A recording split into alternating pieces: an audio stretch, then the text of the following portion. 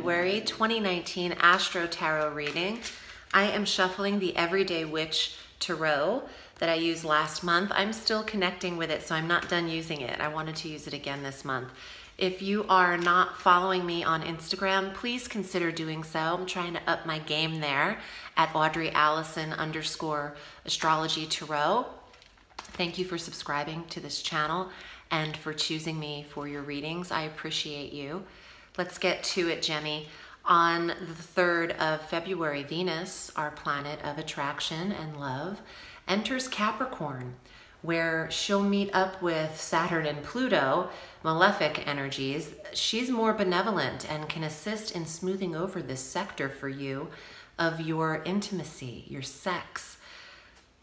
Saturn has been limiting Gemini in that area for a while, and for good reason. There was a change, Pluto, into how you were giving of yourself. And Venus wants you attracting wise options and comforting, compassionate options for suitors and relationships. So there's a smoother tone to this sector than there's been in quite a while, because the harsher planets can make intimacy feel cold to you or not something you're interested in.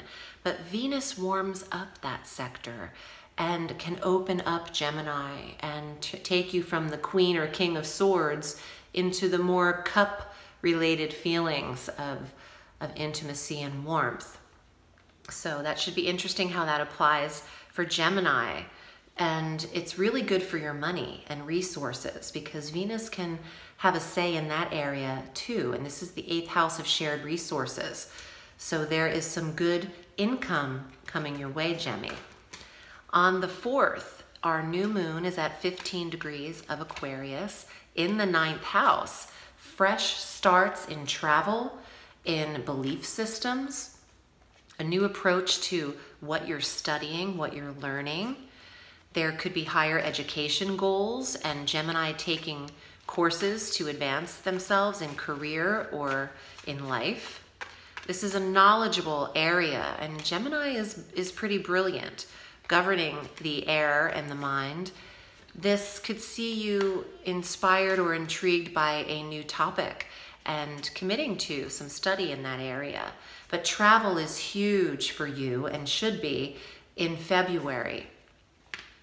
On the 10th, your ruling planet Mercury enters Pisces, and this is the career sector: writing, editing, speaking, public speaking, title changes, and leveraging yourself in career is here. Mercury has you communicating perfectly, so schedule your interviews for work and your pitches, your sales pitches, meetings of persuasion with the boss or superior authority in the 10th house. That's all green light from the 10th of February on. On Valentine's Day through the 31st of March, so from February 14th through March 31, Mars enters Taurus. In the 12th house, Gemini is super psychic for 7 weeks, and you have inspiration and insight available to you in the subconscious mind sector, the download sector. Your intuition is increased. Mars has a very restless energy. Your sleep habits might not be as healthy and long range as they are now. Gemini is restless in general and tends to run high in nervous energy or excitability or even anxiety. The air signs do.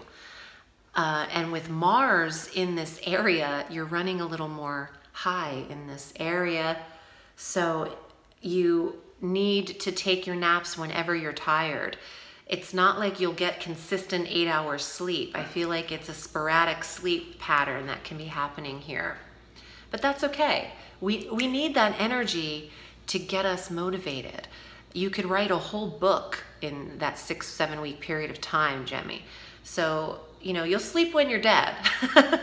Or you'll sleep on April 1st when Mars moves out of that sector. But actually, he'll then be in your first house. So you have about 120 days of getting stuff done here.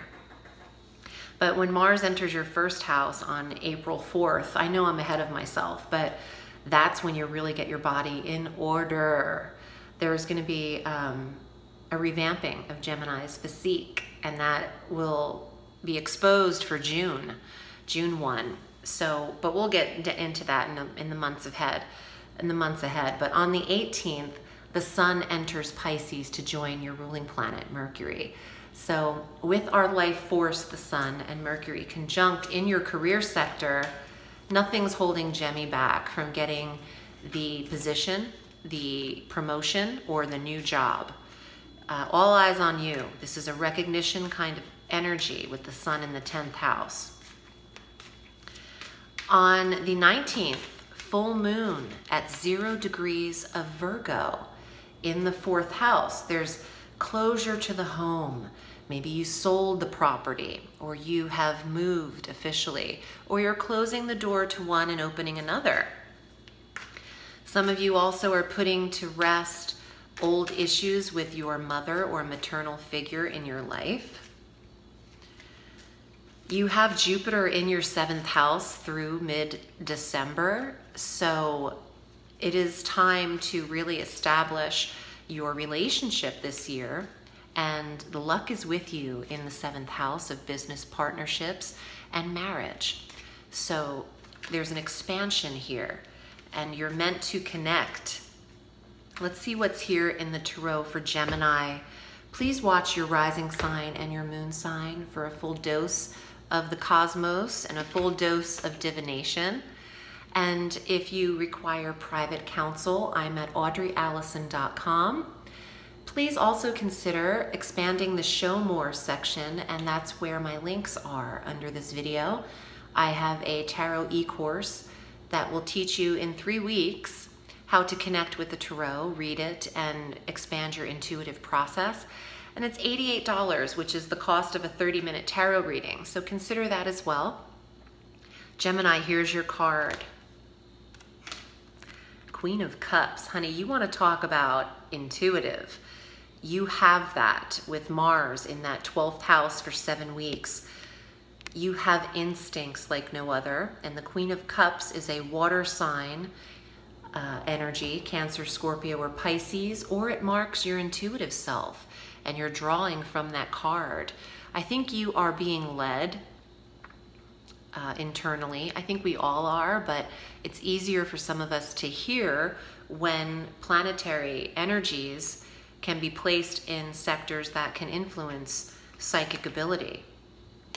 8 of Swords. Gemmy, please know as your mind is overactive, you are not trapped in this state of over-exhaustion or overactivity. Your mind might be unstoppable or overactive to the point of you not feeling like you'll get out of that mode, but you will. This is just a little bit of mental trapped exhaustion. Maybe you're overanalyzing and rethinking something over and over again. The Moon. Not everything is as it seems. And the full moon on the 19th could see a closure to the environment, like I said, but there's also an intuitiveness to this card, an awareness. Something will be seen this month for Gemini. You're getting stronger. That Leo energy, strength, the physical self, determination, and being committed to your word and your projects. You have the Moon and the Strength card, and you have one more card. Wow, Ace of Wands. Go for it, Gemmy. Say yes to what you're passionate about and what is inspiring to you. The Ace of Fire is about direction and taking action towards your goals. And intuitively, I think you're prepared for this. You've got these cards. Maybe you locked yourself in your in your room for a little while and got your plans of action in order privately, intuitively, before you take strong action on them. Yeah, it's always good to plan behind the scenes. You don't want to jump into anything with a blindfold on without any data prepared. So get it honed in on what your plan is behind the scenes and get ready to press play, to press publish on the website. Gemini, I hope this was helpful for you.